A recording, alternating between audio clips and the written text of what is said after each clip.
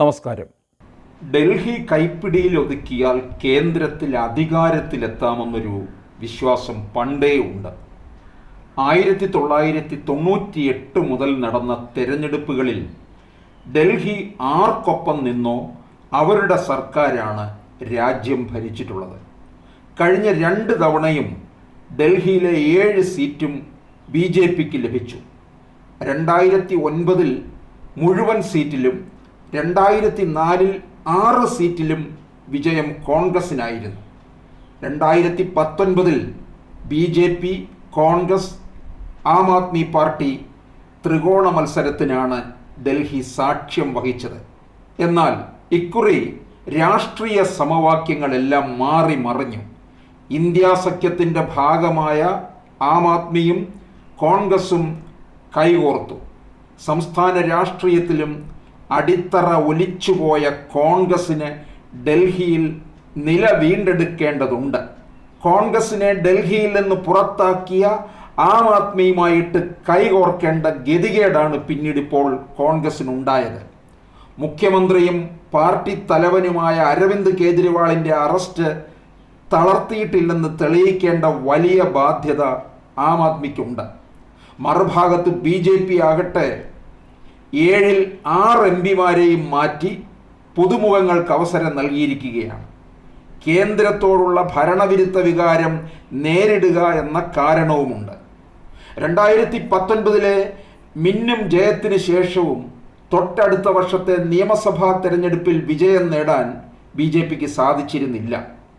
2022 ഡിസംബറിൽ ഡൽഹി കോർപ്പറേഷൻ തിരഞ്ഞെടുപ്പിലെ പരാജയവും തിരിച്ചടിയായി. ഇതിൻ്റെ എല്ലാം ഫലം ഡൽഹിയിൽ കണ്ടു. കേന്ദ്രവും ഡൽഹി സർക്കാരും തമ്മിലുള്ള ശീതസമരം അതിരൂക്ഷമായി മാറി.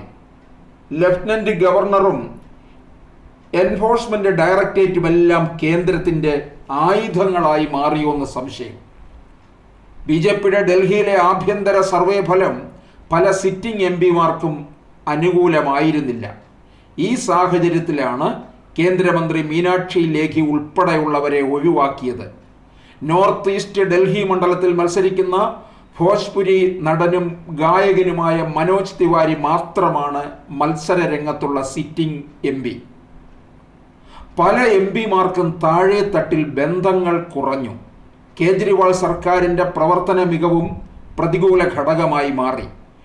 ഡൽഹി പാർട്ടിയുടെ അഭിമാന കേന്ദ്രങ്ങളിൽ ഒന്നാണ്. ഇവിടെ വിജയം ഉറപ്പാക്കേണ്ടതുണ്ട്. പുതിയ സ്ഥാനാർത്ഥികളെ രംഗത്തിറക്കിയതിനെക്കുറിച്ച് ഇത്തരത്തിലാണ് BJP നൽകുന്ന ഔദ്യോഗിക ഭാഷ്യം. ഇന്ത്യാ സഖ്യത്തിൽ ആം ആദ്മി 4 സീറ്റിലും കോൺഗ്രസ് 3 സീറ്റിലുമാണ് മത്സരിക്കുന്നത്. ആം ആദ്മിയുമായിട്ട് കൈകോർത്തതിൻ്റെ കോലാഹലം കോൺഗ്രസിനകത്ത് ഇപ്പോഴും പുകഞ്ഞുകൊണ്ടിരിക്കുകയാണ്. കാരണം ഡൽഹിയിൽ കോൺഗ്രസിൻ്റെ മേൽവിലാസം ഇല്ലാതാക്കി കയ്യിൽ കൊടുത്തത് എന്തിന്? പഞ്ചാബിലും കോൺഗ്രസിനെ പുറത്താക്കിയത് ആം ആദ്മിയാണ്. ഇപ്പോൾ അവരുടെ തോളിലാണ് കൈയിട്ട് നിൽക്കുന്നത്. ദേശീയ രാഷ്ട്രീയത്തിൽ കോൺഗ്രസിൻ്റെ വേരിളക്കിയവർക്കൊപ്പമാണ് കോൺഗ്രസ് കൈകോർത്തിരിക്കുന്നത് എന്നുള്ളത് പലരെയും ലജ്ജിപ്പിക്കുന്ന കാര്യമാണ്. 1998 മുതൽ തുടർച്ചയായി 3 തവണ ഡൽഹിയിൽ അധികാരത്തിലെത്തിയ കോൺഗ്രസിന് കഴിഞ്ഞ 2 വട്ടമായി നിയമസഭയിൽ പ്രതിനിധികളില്ല. 250 അംഗ ഡൽഹി കോർപ്പറേഷനിൽ 9 കൗൺസിലർമാർ മാത്രമാണ് പാർട്ടിക്കുള്ളത്.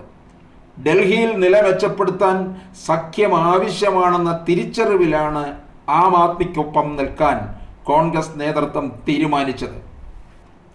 ക്ഷേമ പദ്ധതികളിലൂടെ നഗരവാസികളുടെ കയ്യടി നേടിയ ആം ആദ്മിയെ കടുത്ത പ്രതിരോധത്തിലാക്കിയാണ് മദ്യനയ അഴിമതി കേസും അതിന് പിന്നാലെ അറസ്റ്റുകളും എത്തിയത്.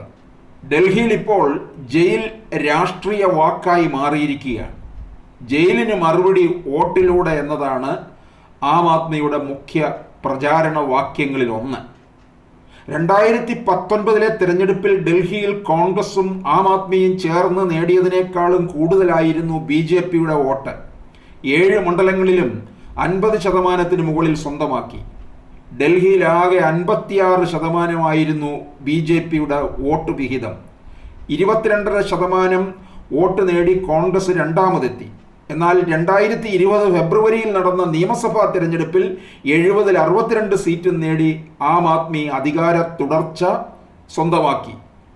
അടുത്ത വർഷത്തെ നിയമസഭാ തെരഞ്ഞെടുപ്പിനുള്ള മുന്നൊരുക്കമായിട്ടാണ് ഈ ലോക്സഭാ തെരഞ്ഞെടുപ്പിനെ പാർട്ടികൾ വിലയിരുത്തുന്നത്. ഡൽഹിയിൽ കഴിഞ്ഞ തവണ 7 സീറ്റിലും ജയിച്ചത് BJP ആണെങ്കിലും ഇത്തവണ കോൺഗ്രസുമായി ധാരണയിൽ മത്സരിക്കുന്നതിനാലും അരവിന്ദ് കേജ്രിവാളിൻ്റെ അറസ്റ്റ് 4 സീറ്റെങ്കിലും നേടിത്തരുമെന്നും ഇന്ത്യ മുന്നണി പ്രതീക്ഷിക്കുന്നു.